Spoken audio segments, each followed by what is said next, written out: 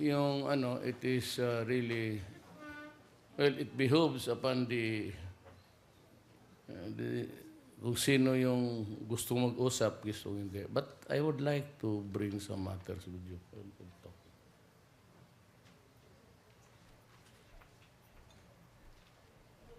Secretary Martin Adanar, Ms. Jocelyn Montemayor Reyes, the members of the Malacañang Police Corps, Mr. Ralph Eric Dizon, and members of the Malacañang Cameraman Association, Ms. Jack Burgos, and members of the Presidential Photojournalist Association, fellow workers in government, my beloved countrymen. So I am with the press. So what would be the most maybe relevant or pertinent to talk about? Naturally, it would be about press freedom. Press freedom, ang antithesis known is censorship or outright banning. Just like in the dictatorial countries, autocracy,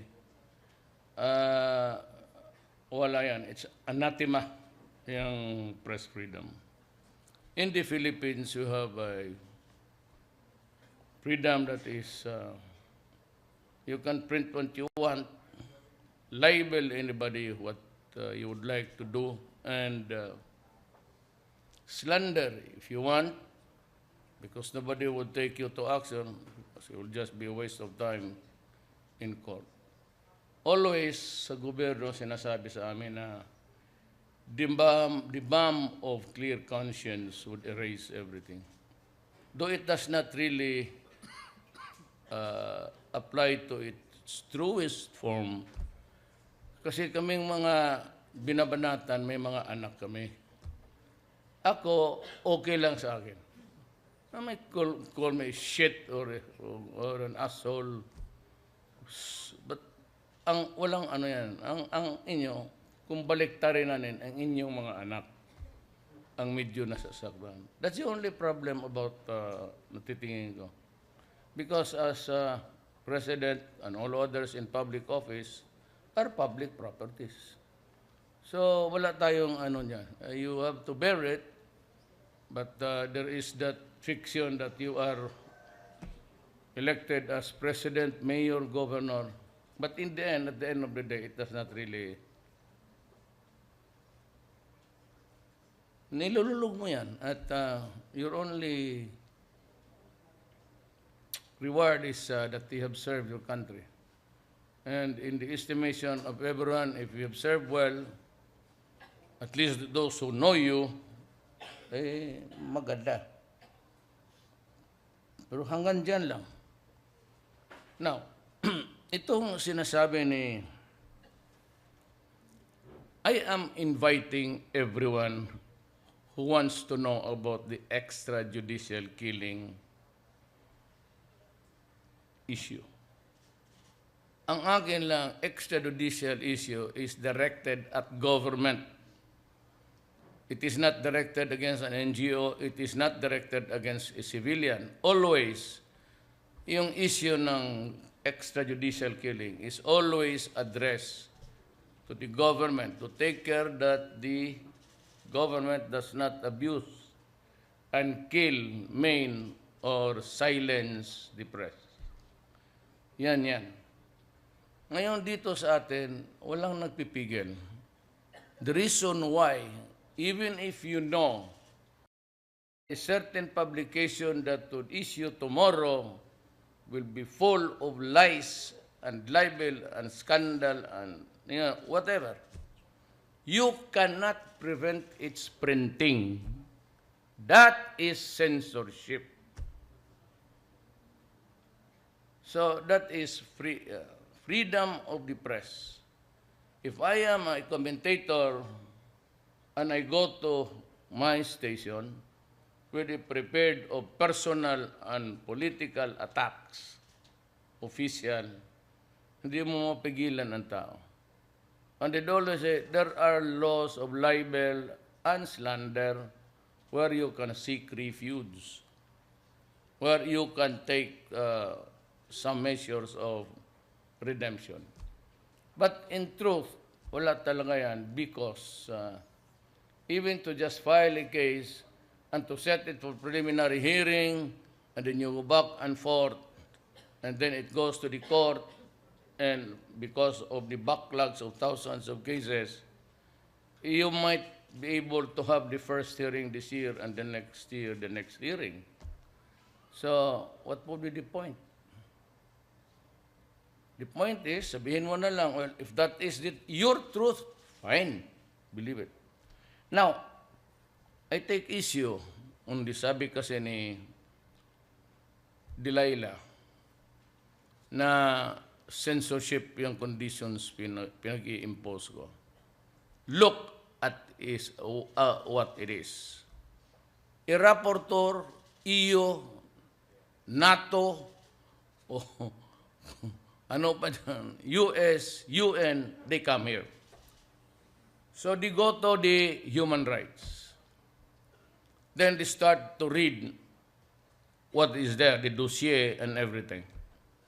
Alam mo, rightly or wrongly, it started with politics. Because I have always been a hardliner when it comes to the penal laws. Alam mo kasi, just like what happened or what is happening, I hope there's a change of heart. Ang tao sa Pilipinas, hindi na talaga naniniwala ng batas. Because the fear is not there. And that is why I said, give me back the death penalty. Sabi naman itong mga bleeding hearts and the priest and all, mayroong death penalty noon, wala man rin. Wala nangyari. As a matter of fact, we never executed except Icharagay. And that's about it. Kasi wala. Then I can simply say, hindi tumalab yung death penalty noon kasi hindi inimpose. Every president along the way would just say, one, because of the Catholic Church. Second, the bleeding hearts, because only God can kill. Ang problema niya na I ask you, what if there is no God? So we allow the criminals. And yet because there is a God, in all karamihan sa atin dito, ngayon kung walang Diyos, and we are here in this earth, in this planet, supposedly made by God. So where is thou God? When a 1-year-old, 18-month-old baby taken from the mother's arms, brought under Egypt and raped and killed, so where is God? And in Syria, women and children, and women who do not want to sex with the ISIS, they are burned. So where is God? My God, where are you? I believe in God, but that is my perpetual question to Him. Where were you when we needed you? It is not enough to say at the end of the day, at the end of the world, He shall come to judge the living and the dead. What will be the purpose of all of that? If the heartache, sorrows, and agony have already been inflicted upon the human beings in this world. Yan ang mahirap. Pinaghalo mo yung morality ng, all tapos. Kagaya ba ng loto? Itong loto, hidalo nila sa wedding. So, 20% of that day's income, ilaglag nila, yun lang ang kita ng gobyerno. The other is, ganoon rin dito.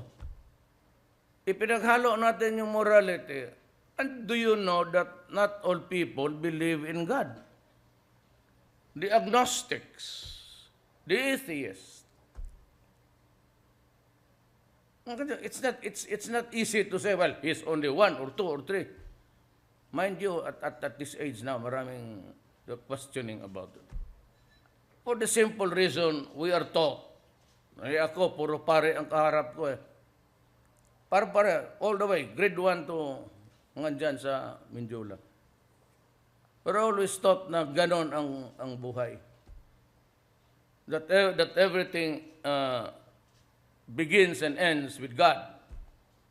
So therefore, God knew at that time when He created this planet that these things will happen. So my God, why did you do it?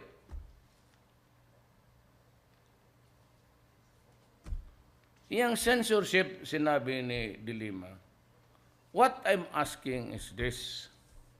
I will submit to all forums in this planet. But she cannot come here and just read the garbage prepared by my political opponent noon. Ayaw ko na lang bastusin kasi he extended his hand in friendship again. Ako naman, pag naglamano na, kung lalaki ka, okay na. It's either you just kill him right away or you forgive him. If you do not have the balls to kill him in front of everybody, you shake hand with him. Ngayon, kanya lahat yun. Lahat ng, of course, there were extrajudicial killing. But extra in the sense that it was perpetrated by government under official sanctions now. When you are fed with these lies, ang sabi dyan na he was there when he was a CAFGO, he was a CHDF. My God, CHDF was abolished when Cory Aquino won because they were supplanted with yung Civilian Home Defense Force, CHDF. They were supplanted with CAFGO. So yung sinasabi ni witness ni De Lima, I was a fiscal at that time and a vice mayor. Ang sabi ko, masasaktan lang ang anak mo. Kahit sabihin niya si Paulo, yung vice mayor ngayon, na abusado, that he was the guard of Paulo from grade 1 to, and he was 4th year sa Ateneo. Paulo never studied in Ateneo because the Philippine Women's is just about 2 blocks away from our house. Walang sa mga anak ko, lahat yan sila nung San Beda lahat yan, including the youngest. Inday, walang nag-security kasi Inday ayaw yan. Ayaw yan sinusundan. Ewan ko ba hanggang ngayon. Nag-aawayan sila ng PSG kasi ayaw niya. Simple ayaw niyang ganyan mo siya. Yung youngest, I insisted because maraming karibal. Mga artista pa ang girlfriends. Well, I saw the girl, she was there. Beautiful.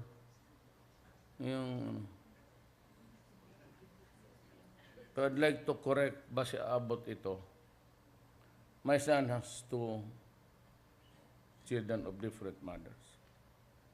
If he ask me, sa nanay ako loyal. Sa mga nanay ako kasi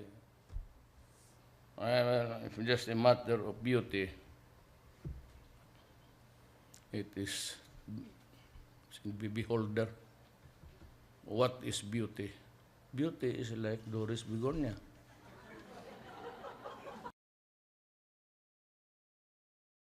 About cosmetics. But beauty, deep in the heart comes. Yan ang beauty. That's the beauty of a person. Deal with your fellow man. Fairly, squarely, give everyone his due. She's diverting the issue. Puro kalokohan ng maniwala ka ng bato-bato. Mga guys, imagine na CSDF na wala katagal na noon. It was Cory's time, do you remember? With the new constitution, it was ratified after 1 year. Maybe you've forgotten it. May 5 komisyon Nagawa sila ng constitution and right after, Cory implemented that, including the elections na of local governments. So, ang gusto ko ganito, investigate me, but let us follow the Philippine jurisdictional requirements. Alam mo, pumunta si Alston, I have been investigated by Philip Alston. Noon, pagkatapos we talked, there was no result. And for all the time that I was investigated by the human rights and the rapporteur, nothing came out of it. Then a Secretary of Justice here, and if you have noticed, she kept on hammering at me. And I said, if you have a good case, if the goods are there with you, file a case. Kasi nandiyan na yung witness niya si Matubato. Go ahead. Wala siyang ginawa. Now, nandito na siya, naipit na siya. And I said, I do not ordinarily hinihi ako. But ito si Dilima, she screwed her driver and screwed the nation. Na naipit niya, gusto niya akong idamay. Makukulong man talaga yan siya. Sigurado yan, because of the testimonial evidence. Makukulong ito when everybody says, 5 or 6 would say that they contributed money. So, on a national scale, and even who brought in the narco politics? It is here already. You elected a senator, kayong mga Pilipino na who was into narco politics, who was being financed from the inside. Huwag na sana yung sa labas. From the convicts inside the prison, financing this candidacy of a senator and winning. What do you call that? Now, the reason why I am objecting to an election sa mga barangay, because that is already narco politics. They have the money and they can always win the elections on the barangay level. Pera-pera lang dyan. Maliit na lugar lang yan. And itong malalaki, the congressman, and no senator, but congressman and judges, I have this, it was at the, pinakita ko sa inyo yon. But sabi ko, I am still validating. Kasi meron doon, pag binasa ko sa police, i-compare ko sa military, gano'n ko, I could not find the connection. And from the intelligence, Anika, check nito. Pag ginanon ko, as a lawyer, hindi ko makonect. There's no iota of in this report. Kailangan mo ng, when you go in public and mention the name of a person because he's involved in drugs, you practically destroy his life forever. That's the reason why, bakit hanong katagal. Hindi ako kasi pareho sa inyo, hangal, na pag may report lang dyan, bira ng bira.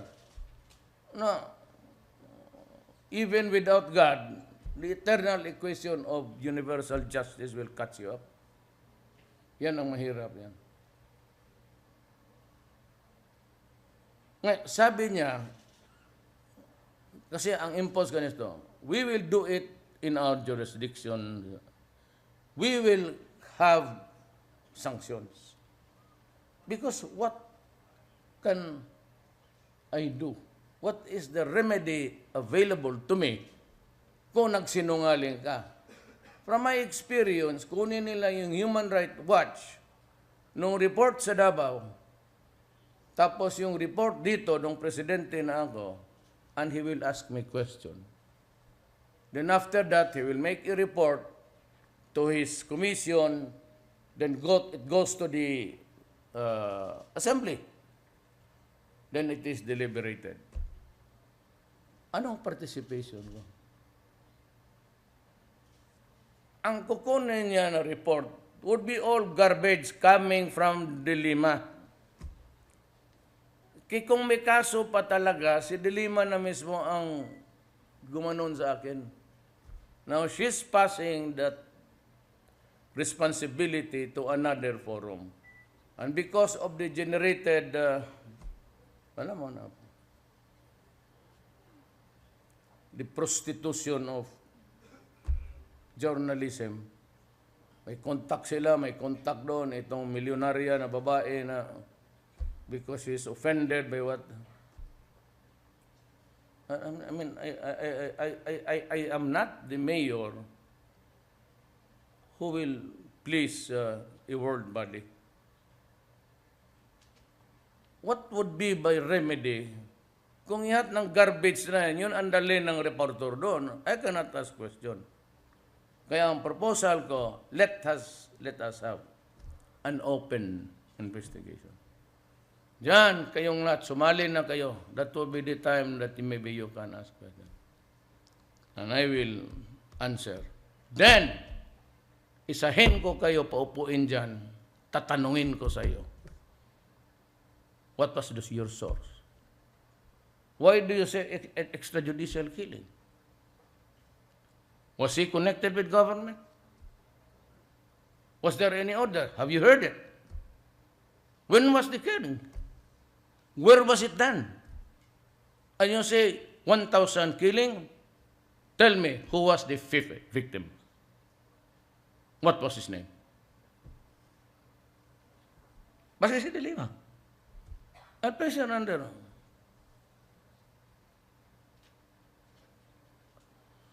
Madali lang man yan. You are a senator. Yes. When you were Secretary of Justice, you admit that you went to Dicobol? You admit that? Yes. Is that the normal work of a Secretary of Justice? Why would you have an asset such as J.B. Sebastian? Do you not trust the NBI, the military men, to have your own asset? What was that asset? Was it a sexual asset or a source of information? And why you have to do it at 4 hours? In the meeting after, yan ang tanong ko. You studied for 4 hours, what did you do? Discuss the drug situation. And after discussing the whole of 4 hours, the whole of 4 hours, you are discussing only the drug situation inside the penitentiary.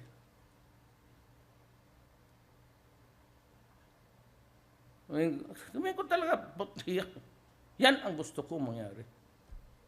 With all this garbage, you sit there and I will ask you for 4 hours. I'd like to show to you a video. There is a portrayed couple fucking, having sexual intercourse. Who is the man? Of course, you are here. Who is the man portrayed there? Was he the one in the kubol or the one who was driving you? O di ba ka, you know, in the search for truth, no holds barred yan. It's an open country.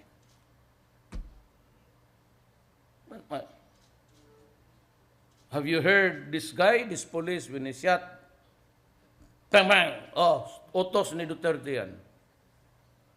Ito ang critical ngayon. As like in Davao. You know, kanina pa ko nakatingin siya, just relax there and take it easy. Find this it. It's okay.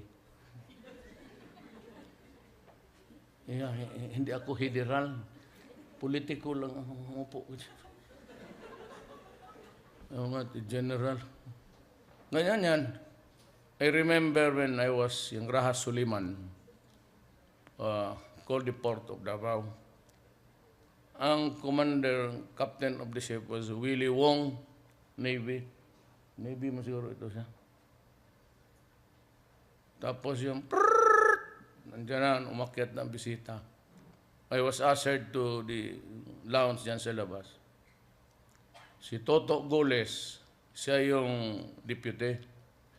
Pag-upo namin ni Willie, Admiral, retired, we talked about for 4 hours. Si Toto, nakaganon lang.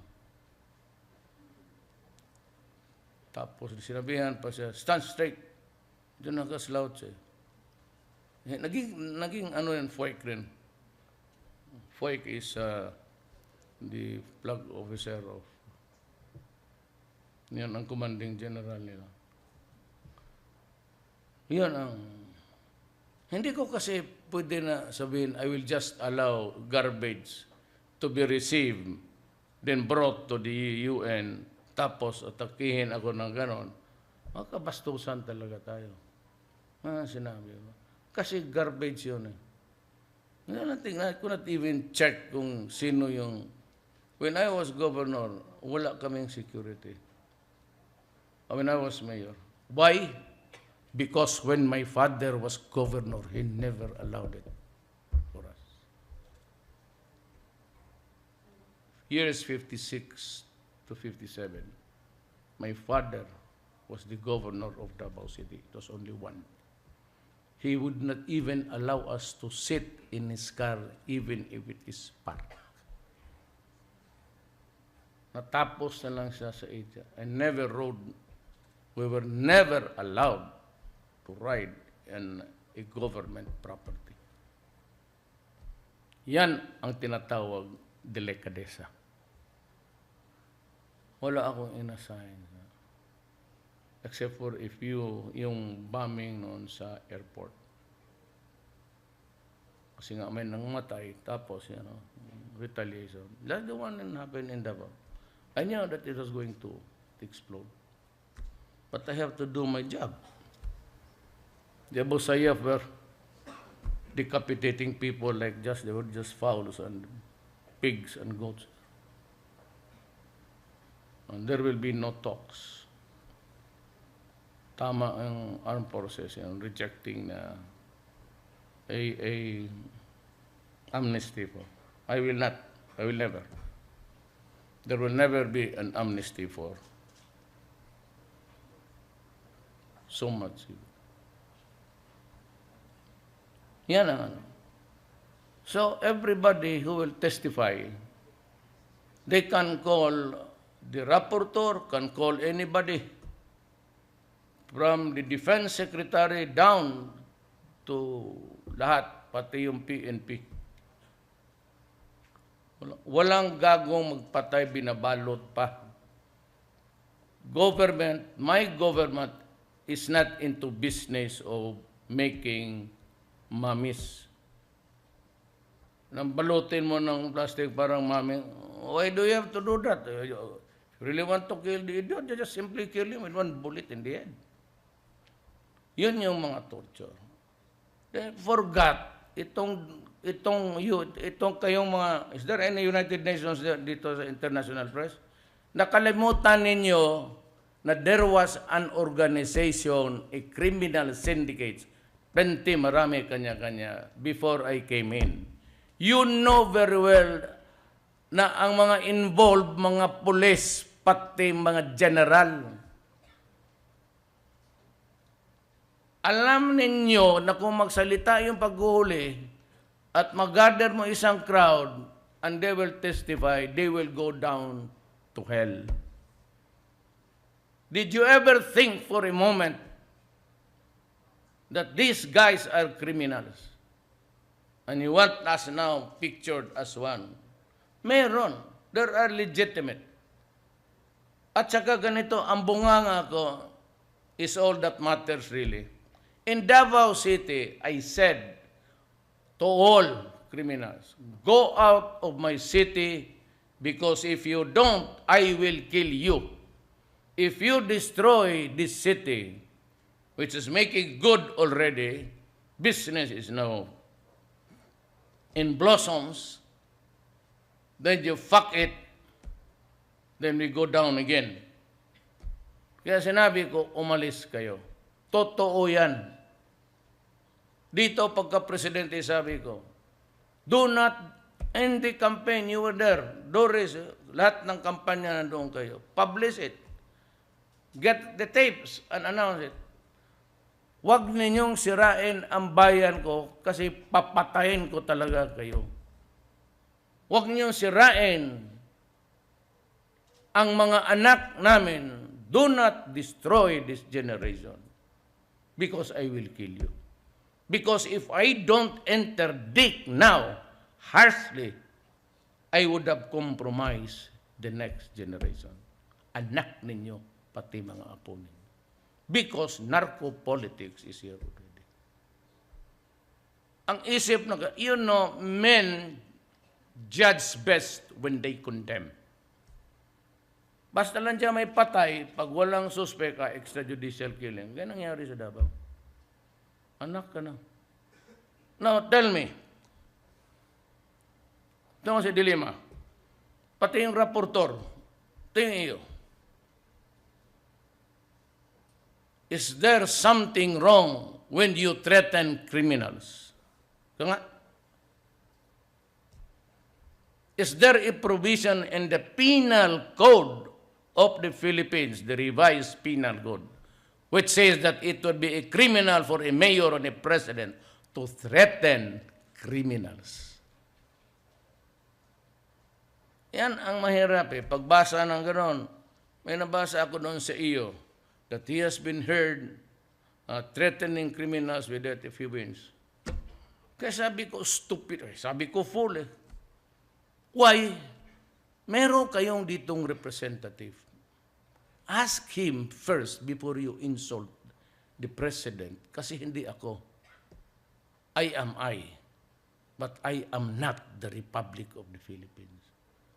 Pagka tinitira mo ako, hinihiya mo. Bakit hindi mo tanungin? Could you just a lawyer there and find out if there is really a criminal thing when a mayor, a president? Bakit sila, ang America and Britain, they warned Iraq. I don't know what was that warning. But they went inside Iraq on a pretext, excuse, reason, that there were weapons of mass destruction, only to find out that there was none. And yet they destroyed a nation. Pagka-hipokrito nitong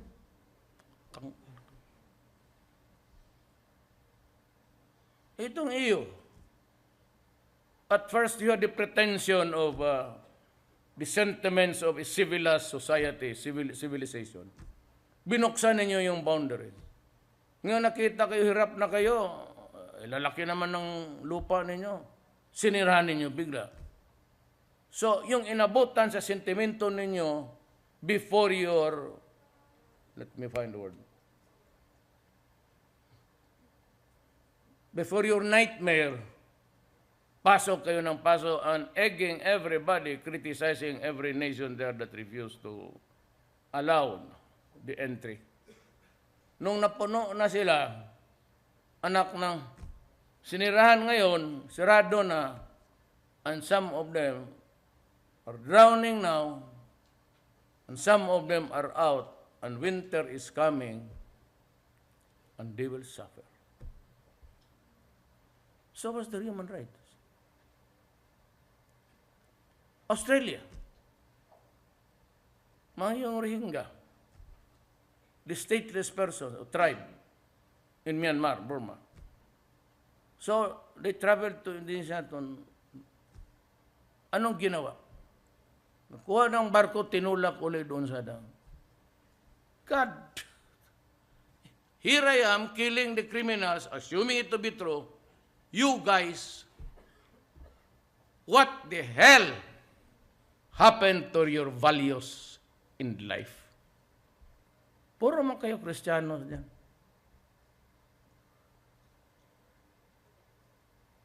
Itong mga writers dito, they keep on hammering na takutin before that Obama will ask him, say he must be prepared. Ako? Bakit ako mag-prepare? Who are you? In the context of things, who are you? Why are you asking me? What about you killing the black people? Every day, pinabaril ng... Don't be such a hypocrite. Bakit ako? Bakit hanggang ngayon? Kayong tumagal sa Amerika, huwag tayo magbulan. What is the treatment there of foreigners? Or if you are not white? Sige daw. Kayong nag-aral sa Amerika, galing sa Amerika.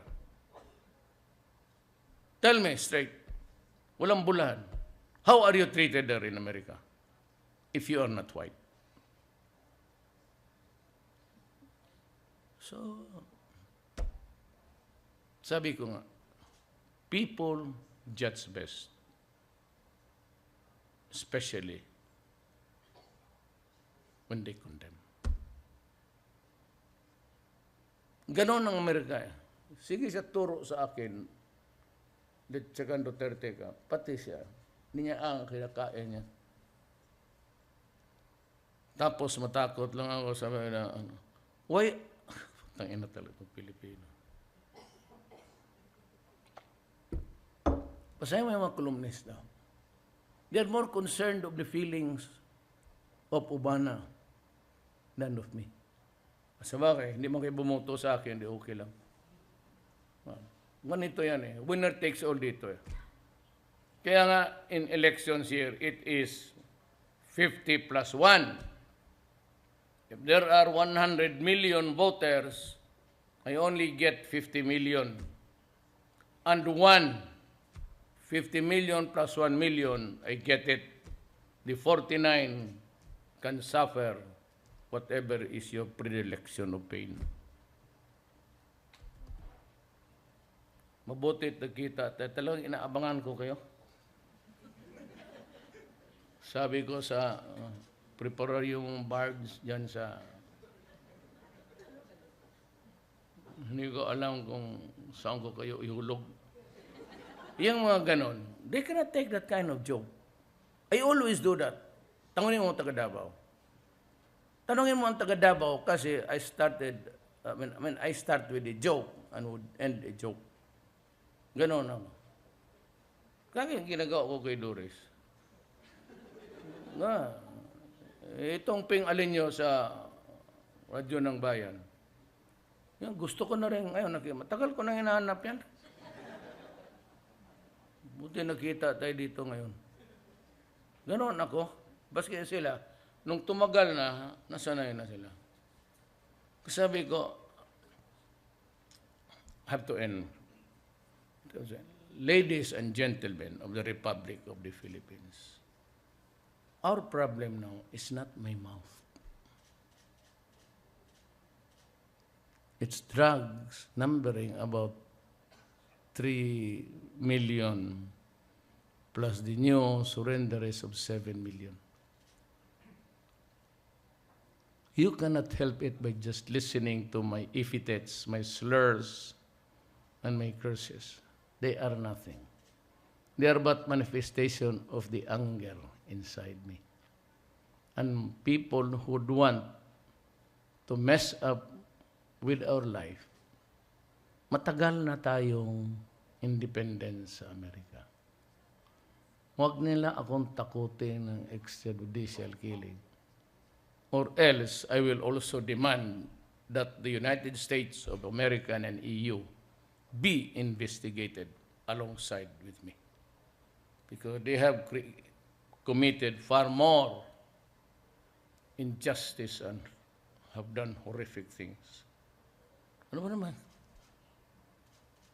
Criminals? They are attributing it to us. And even if there was already killings, look at your statistics. Look at the statistics before I assume office. Tingnan ninyo mabuti. Then that would make you a good journalist because you are fair, factual. Bilangin mo. Bilangin mo. And if there were no killings, this is official, I will resign tonight. Come back here. I'll give you my resignation. Hindi ako hangal itong presidente. Ayaw ko nga. To tell, ayaw ko. Hindi ako sabi ko, I'm staking my life, my honor, and the presidency. Yan. To all of you, iyo, Obama, United States. Pinoposta ko, buhay ko, honor ko, pati itong pagka-presidente. Wala akong ilusyon dito. As a matter of fact, well, of course, were it not for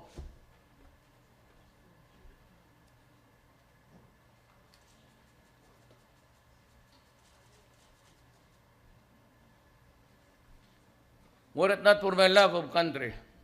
Alam mo bakit? Deep down, I knew na ako lang makasulbat nito. Crime and criminality, so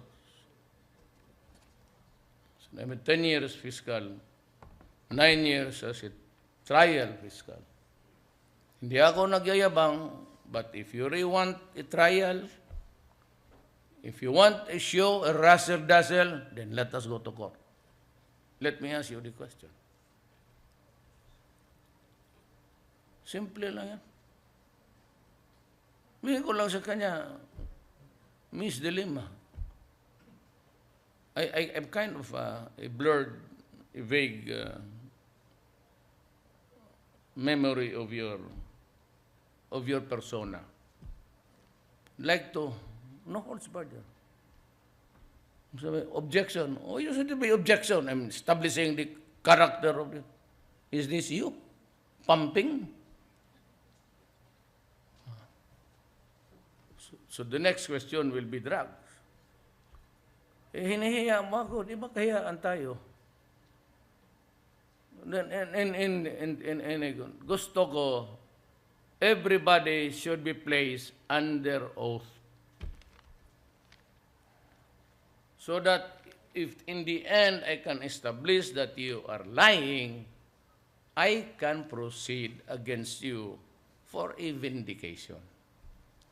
Kung makinig ka lang, mag-notes lang kayo, tapos kunin yung garbage ni Dilima, that's bullshit.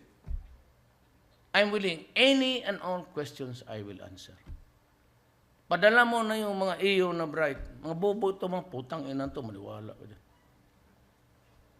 But do you think they're really brighter than us? O come here. Believe ka dyan sa mga utor-utor na yan. Ako, utor lang sa kulukuhan, pero okay man. It has done me.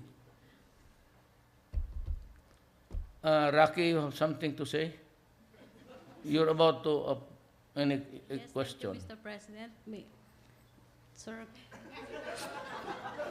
Dalawa ito si Rocky, nakilala ito panahon ni Ramos. He's been around. We were on stage. Kung magtanong itong kagaya ninyo, mga walang, siguro, taga-probinsya, saksang, tayo na yung microphone na siguro, you're just thinking about a billion germs dyan. Ganoon mo yan, may mahangin. O sa stage kami, di yung lahat ng galing, itong putang, doon sa iyo. Tinula ko, ano ka ba, bakit mo ako? Sabi niya, toxic ka. Ligawan ko nga. Toxic ka? Toxic ako? Ligawan ko. Ikaw na magsabi sa kanila kung ano nangyari. Thank you, Mr. President. Wala na, ano na. Ramos is time. Totoo kasi. Marami bang sa stage kayo, marami namang presidential guard. So, kita itulak ron. Kung ano ka man. So, bakit? Magtatanong lang. Pero yung sabi ko, yung kagaw niyan, kagaw is germs.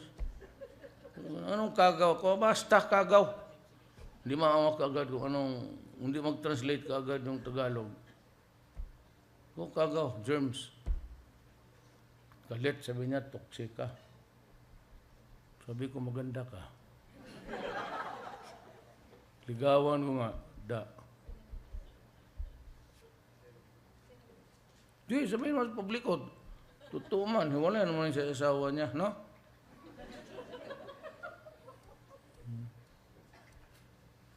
Together again. De. Good boy na. Ano yung asawa ko dyan sa kabila. Good boy ako. I even want my little girl to study. Yan lang, ha? Problema, ayaw. Lungkot? Lungkot. So, even anybody, ito last, no? What, 3 minutes? Anybody who wants you to run for the presidency, you want a good answer? Iwasan. Personally, as a person, spiritually, yes, because you do something for country. But if you want a life, mayor ang maganda. Saan si mayor? Manila. Dito sa Manila. Nandito ba si mayor? Wala. Lumipad na doon sa Davao. Dito. After this, I have to meet President Estrada. Then I have to meet the Tiamson and the communists. They're having dinner tonight here. Pinagbibigyan ko. Okay na ba yung last song natin dyan?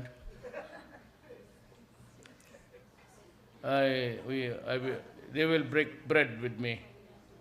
Sila lahat, mga komunista. They're going to Oslo. Look, itong kayong mga military, minsan kasi sila, I've heard that there are rumblings about, kasi natural enemy. Marami ring patay military. And I told them that, guys, I am a president. I am your commander-in-chief. Yes. That's a title for war. Unfortunately, I am not a wartime president. My main job, my main task is really to seek peace for my land. That's why inuna ko na yan sila. Even before I assumed office, nagkaintindihan na kami mag-usap. Then I went to Murad. Sabi niya, without the BBL, there will be war. Sabi ko, wag. Usap na lang tayo ni Nor. Problem is Nor, murang hinihigop niya yung isali na niya yung Abu Sayyaf, which I would like to tell the nation now. No. I will not talk peace with the Abu Sayyaf. Masyado every time you do that, it's like slapping the nation. Hinihiya mo kami. And you did it even during my time. And the last time I was just a child. Hindi naman milyonaryo yung... It's not even odious. I can describe it as despicable. It's really a despicable ideology. Hindi pwede yan. So balikan ko yan. I will submit to any investigation. Provided, why?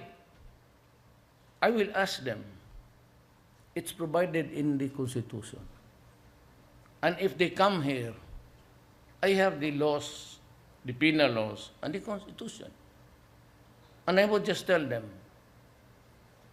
find something here that is wrong where you can be charged.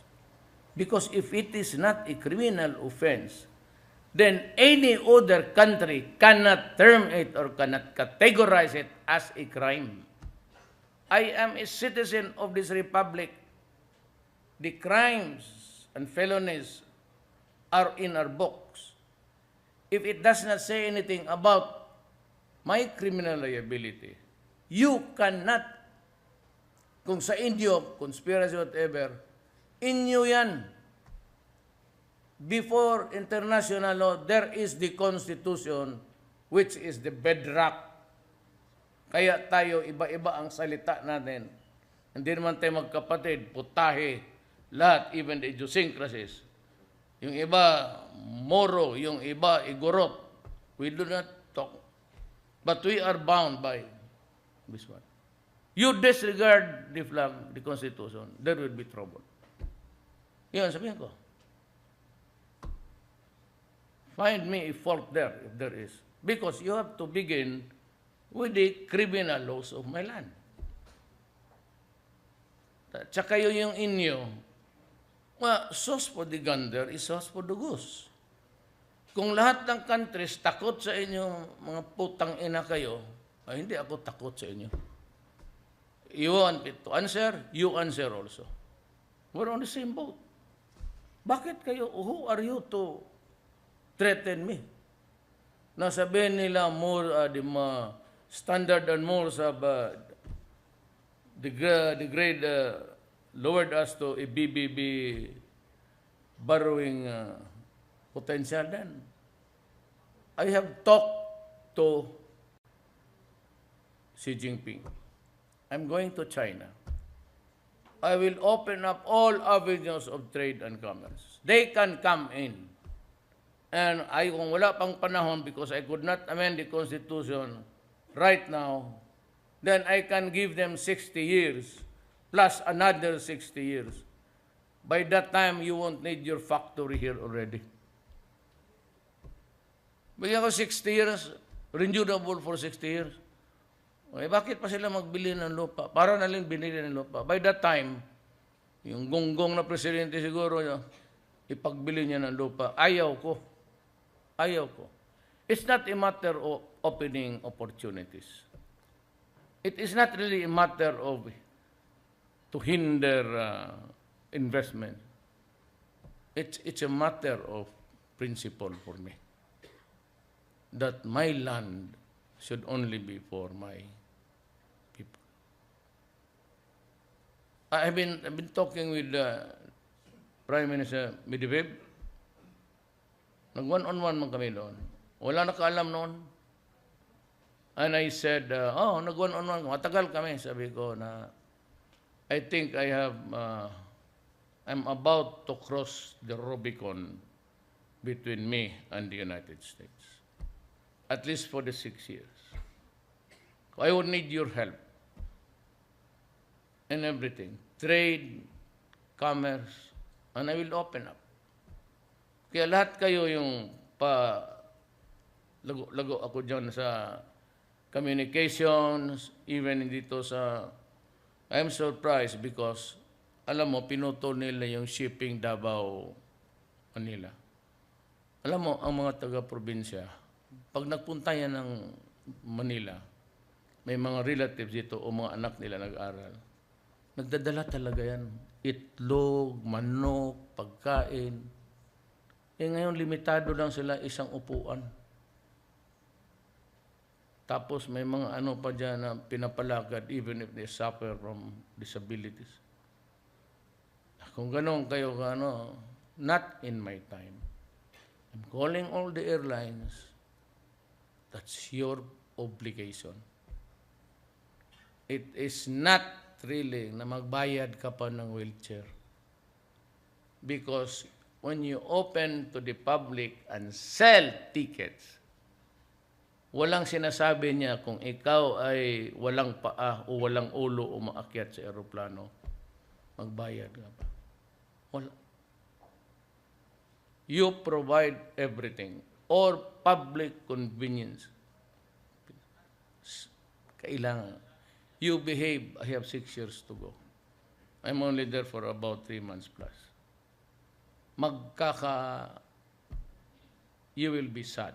I will see to it that you will be sad. You go bankrupt, I do not care. I'm gonna invite China and Russia put up in your airline here. You observe, not even respect. You observe, not even courtesies. Lahat kayong malalaking negosyo, especially serving the public, observe humanity. Maraming salamat po. Thank you, Mr. President. May we request the President to grant a photo opportunity? May we call the following? Malacanang Press Corps President Jocelyn Montemayor.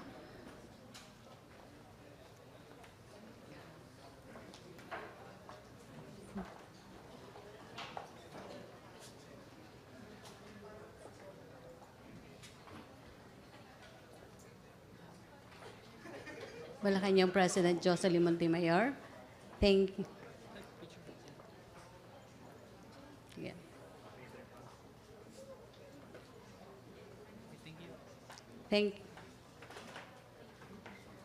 Thank you, Willard Cheng and family, MPC Vice President. Thank you, Jocelyn.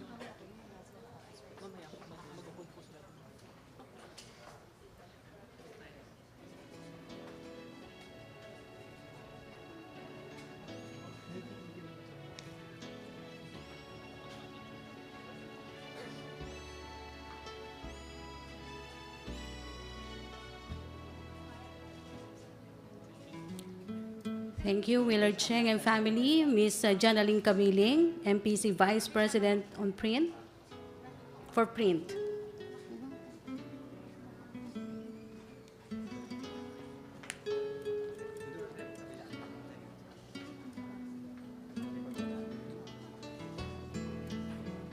Thank you, Janaline Cabiling. Mr. Dexter Ganibe, MPC Vice President for radio and family, with family.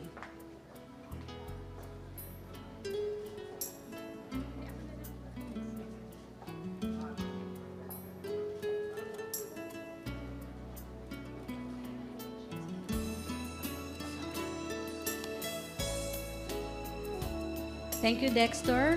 Ms. Catherine Valente, MPC Secretary.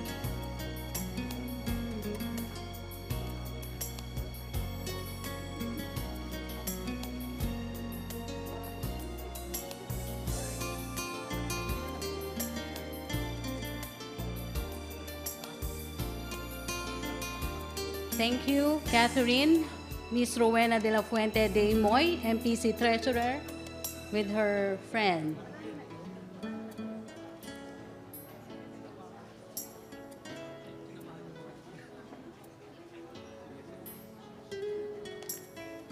Thank you, Weng. Mr. Alexis Romero, MPC Auditor.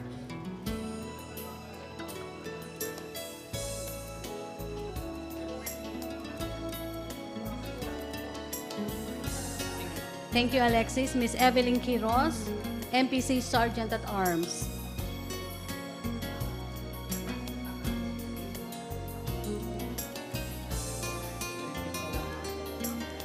Thank you, Evelyn. May we call all officers of MPC to join the President on stage.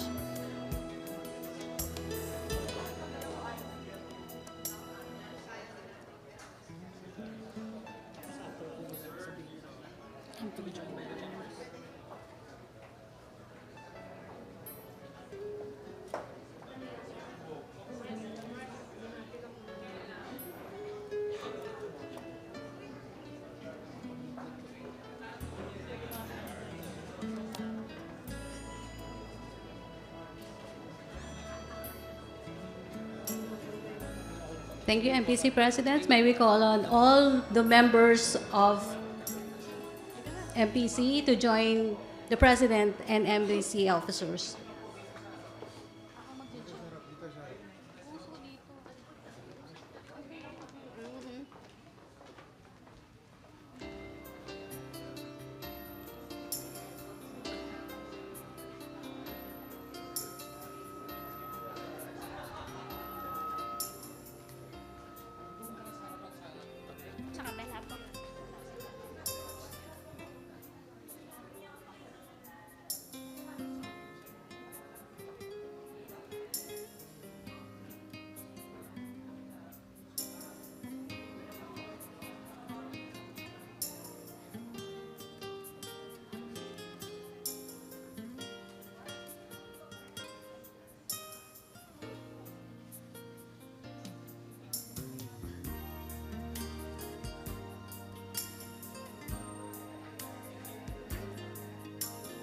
Thank you, MPC.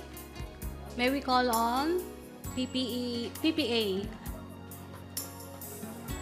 set of officers.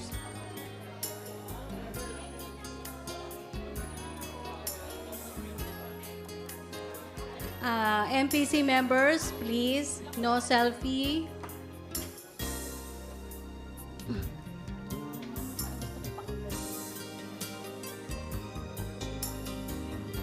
Thank you, MPC members, MPC officers. Now, may we call on PPA officers. Maria. May we call on PPA President Maria Jack Burgos with family.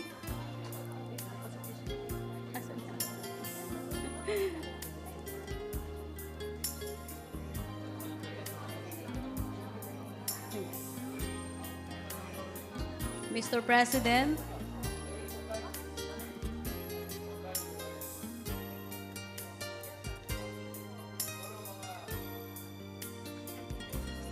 okay.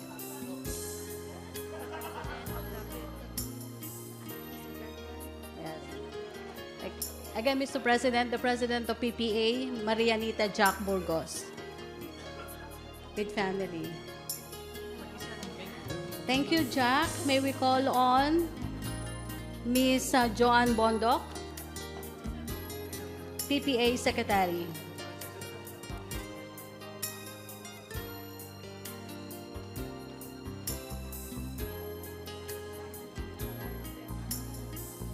Thank you, Joanne. Mr. KJ Rosales, PPA Treasurer.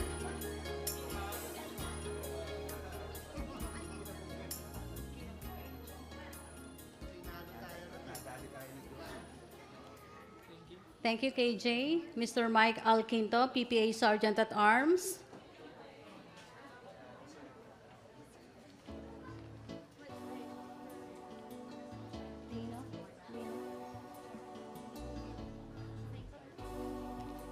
Mr. Lino thank you, Mike. Mr. Lino Santos.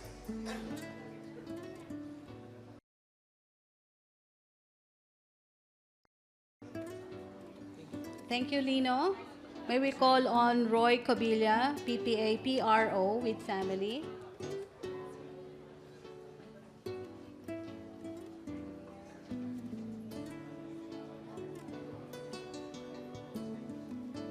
Thank you, Mr. Roy. May we call on members and officers, officers of the PPA? PPA officers? PPA officers all together on stage, please. Please join the President.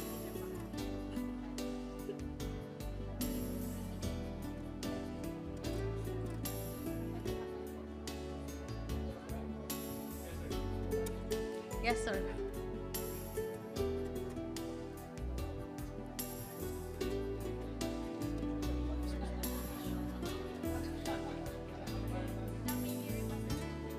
Thank you. May we call all members of PPA to join the President and their officers.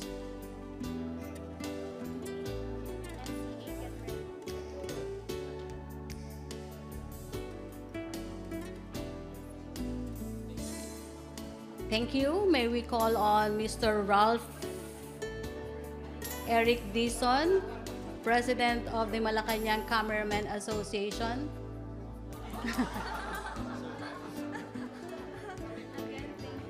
Again, thank you, PPA officers and members. We call on Ralph Eric Dison, MCA President with his family.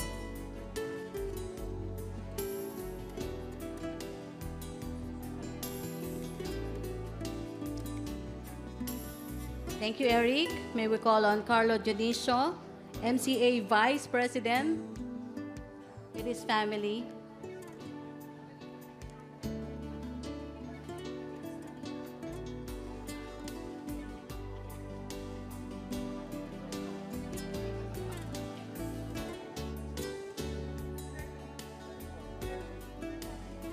Thank you, Carlo. May we call on Mr. Fabian Rodriguez, MCA Secretary General with his family.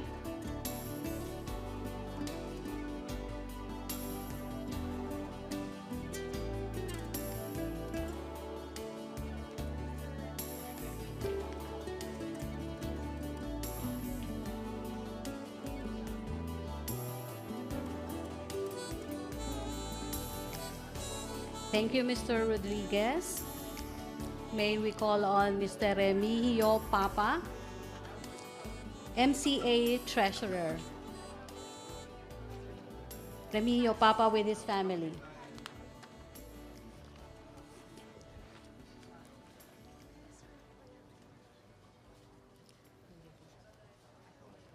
May we call on...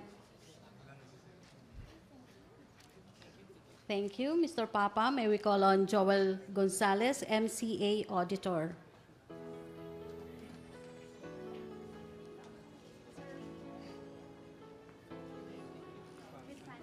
Thank you, Mr. Joel Gonzalez. May we call on Mr. Rico Marlo Banwa, MCA Sergeant at Arms with his family.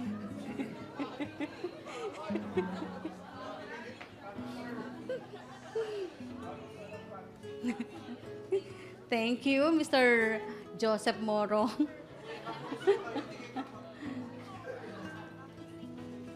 Thank you, Mr. Rico Marlo Banwa. May we call on Mr. Bonifacio Paduan Jr., MCA PRO with his family.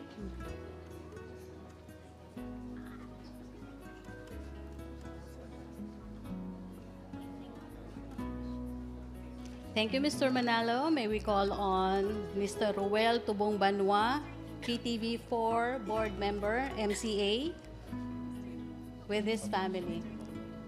I'm sorry. Mr. Nino Manalo and family.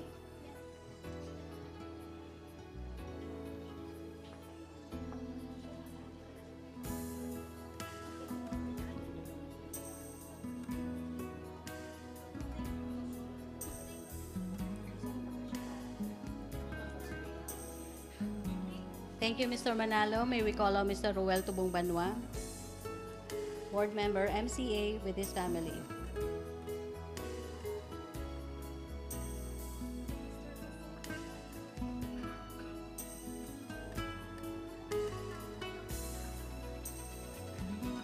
Thank you, Ruel. Mr. Jose Quibral and family.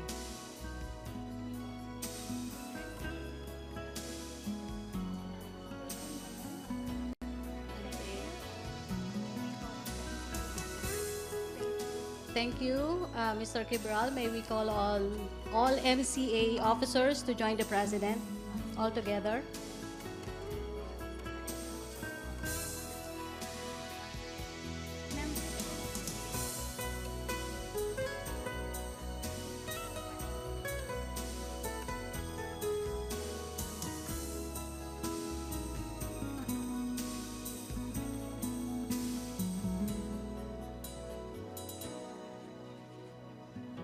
Thank you, MCA officers. May we call all the members of MCA to join the President.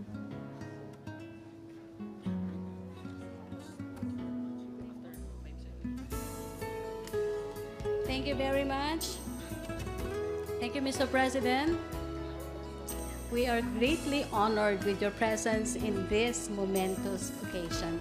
Thank you.